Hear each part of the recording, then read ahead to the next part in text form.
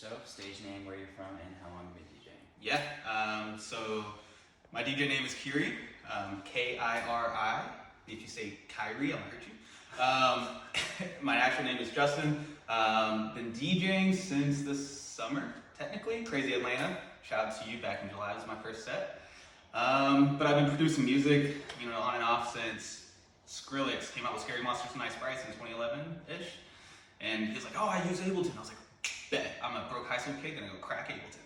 Yeah. So that's how it all started. Allegedly. Yeah. That's dope. So you did play a lot of originals in your set. Can you walk us through what those were? Yeah. Track titles? Yeah, so I dropped, I think, a couple originals, just to try to put some of my own taste of, producing in the stuff. One of them was my Barbie Girl flip, so that was pretty cool. Did a little flip of the classic. Another one I did was Monsters. That dropped the Friday before Halloween, and it's a really good track. Almost to 500 streams on SoundCloud at this point. It's also on Spotify, YouTube Music. Anywhere you guys stream music, go check it out. But yeah, so I put those two in there, and they went pretty good. How would you describe your approach or style to DJing and music production? Yeah, so being new to DJing, right, before this year, no clue how to DJ. I know you press play and that's it, right? So then you do what pretty much everybody else does. I try to learn how to DJ. You go watch live sets on YouTube, right? Big inspiration for me, even to this day, still Skrillex. Some Peekaboo, some Knock 2, stuff like that. So I would go and just watch their sets on YouTube and try to figure out, okay, what song selections are they doing? How are the crowd reacting? How do they mix them in? And that really started to guide me down this path of trying to take a lot of the music that I even listen to on a day-to-day basis and in the gym to try to curate that into my own set, which would typically be, your rap or hip hop that people recognize, so it gives that familiarity and some hypeness, some singing elements that people know, like some good vocals, and you tie that in with some dubstep, some trap. Ultimately, just trying to have a good time, have a good vibe, but also have some familiarity to it. So even if you don't listen to dubstep that much, and your friend drags you to one of my sets, you're still gonna vibe to it. You know what I'm saying? That's kind of the approach I take.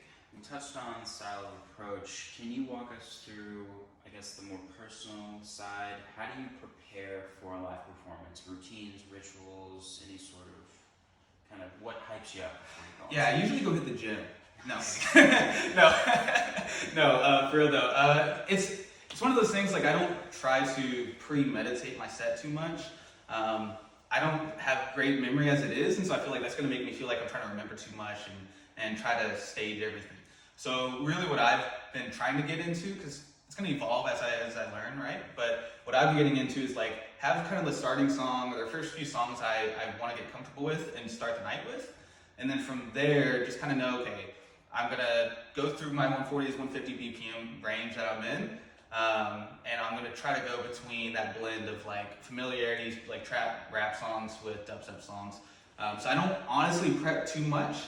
I do go through my collection or my playlist I'm using for that night, make sure everything's in the same vibe. There's not some outlier that if I drop that, I'm going to be like, what did I just drop, So yeah, just making sure all the music's kind of what I want, make sure I kind of know what songs I'm starting with. Yeah, and that's from there, it's just wing it. How do you keep up with new music trends in the industry? Yeah, I listen to music all the time, right? So for those that don't know me, music is part of my blood, right? And so I work out all the time. I work remote doing programming stuff because I'm a little nerd who has Facebooks. And so we listen to music while I do that too, right? So I'm always listening to my mix from YouTube Music that they're giving me. I'm listening to a discovery mix. I'm taking a song that I really like and starting a radio on it. I'm talking to some friends I've met over the summer and over this year on Instagram and just saying, hey, check this track out. And they're like, oh, dude, check this track out. So it's continuously evolving of the music that I've discovered just by constantly listening to music and everything I do. I don't know if you guys know, but I get a lot of crap for it, but I'm at the gym 4 hours a day, 3 hours a day. So that's a lot of music you can listen to, you know what I'm saying? So yeah, it's just constantly, when you're driving, listen to music. When I'm working out, listen to music. When I'm sleeping, listen to music. Yeah. So it's literally just always listen to music, and you're gonna find those gems that you're like, bro, this would be a banger to drop. And a lot of times you check, oh, this dropped yesterday, dope, So, What's something that your audience don't know about you? ooh, I don't know, because I don't talk about my personal stuff too much. That's I mean, honestly, man, like, I know I've got this beautiful young face, but I'm 28, so some people are like, oh, you're so old. I'm young. Other than that, from Texas, so I don't know how many people know that. Born and raised in Texas, big state, everything's bigger in Texas. Here's a fun fact about your boy Kiri. Whenever I was in high school, right, when you're in Texas and you're playing, you're in high school, a lot of times it's band, ag, like agriculture, or football. Like, that's what you do. If you're not in that, you're kicked out of school, right? Pretty much. So freshman year, I played football. It was great. Sophomore year, I was like, screw football. I love music. I'm gonna go join a band, right? I had those unreasonably long V-necks. I had skinny jeans with tears in them. And I was gonna go be a rocker. That was my goal, right? And so I left that. Everybody told me I was stupid for doing that. Like, you should be playing football, right? So I went and did rock band life, right? And we rocked that. We recorded an EP, and recorded a little demo tape, so it was really fun. But then I was like, all right, I kind of miss football. People pull me to football, right? So I went and did football again. That year I came back, I got first team all-state defensive tackle for the state of Texas for 2A football. It's 3A now, but at the time it was 2A. I was one of the best 2A defensive tackles. So that was dope. I got a ring for it. My coach paid for it. I was like super grateful for that. So that was a really crazy experience.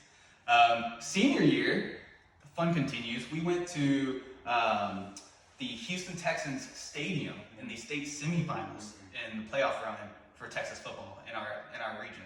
And yeah, we almost went to state that year, but we lost at the very end. But we got to play the Houston Texans stadium, and so it's like standing next to J.J. Watt's name at the time. It's a lot of fun. Other than that, I did computer science because I said, I don't know how to make music, so what I make is trash at the time. So went into programming, and then I was like, I don't like programming. What am I doing? So eventually, I made my way back to music, and here we are. Can you share any challenges you faced in this profession and kind of how you overcame them? Yeah, I mean, honestly, like, it's kind of like a fundamental challenge that I face within myself, and it's whether I'm trying to get into DJing, get better at DJing, getting to producing, getting better at producing. Is like just the fundamental concept of battling with your own self-doubt, right? Because, I mean, I don't know about you guys, but my inner, dialogue can be, brutal sometimes, And so constantly, there's times where I'm just like, dude, I'm making a song, and I'm like, I suck. This is terrible. What am I doing, Or I'm trying to DJ, and I'm just like, that was a shit transition. That was a terrible transition. I shouldn't be doing this. So it's constantly battling with that internal dialogue of not being this isn't what I should do, I'm not good enough, and just keep showing up for the love of the music. It's like, you know what? Let me sleep it off. The next day, I'm excited. Let me go try to make a song again. Let me go try to make it better this time. Let me go try to DJ better that time. But been doing it for years, and it's you still have that voice in your head sometimes. And so I think learning how to accept that voice is there, but learning how not to be swayed by it, I guess, is the biggest challenge.